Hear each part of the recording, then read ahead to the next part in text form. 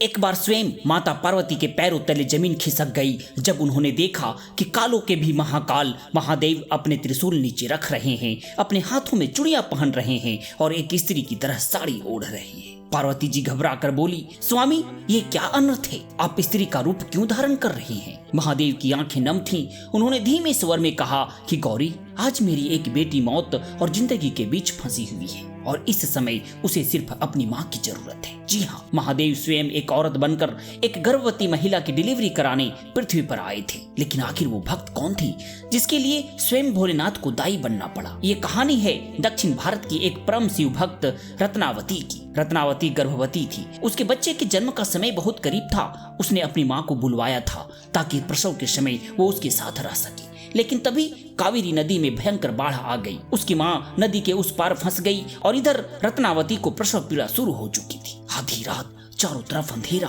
बिजली की कड़क, घर में कोई नहीं। रत्नावती दर्द से तड़प रही थी और रोते हुए सिर्फ एक ही नाम पुकार रही थी, हे महादेव, हे मेरी माँ, मेरी रक्षा करो। कहते हैं उसी क्षण कैलाश पर महादेव का आसन डोल उठा। महादेव समझ गए कि उसकी माँ अब समय पर नहीं पहुंच पाएगी और तभी भोलेनाथ ने एक माँ का रूप धारण कर लिया। उन्होंने अपने हाथों में चूड़ियां पहनी, साड़ी ओढ़ी और स्वयं रत्नावती की माँ बनकर उसके घर पहुंच गए। धीरे से दरवाजा खुला, सामने उसकी माँ खड़ी थी। रत्नावती रोते हुए उससे लिपट गई। उस माँ ने उसका सिर अपनी गोद में रखा, उसे सहारा दिया और पूरी रात एक अनुभवी दाई की तरह उसकी सेवा करती रही। महादेव ने स्वयं उसके बच्चे का जन्म करवाया।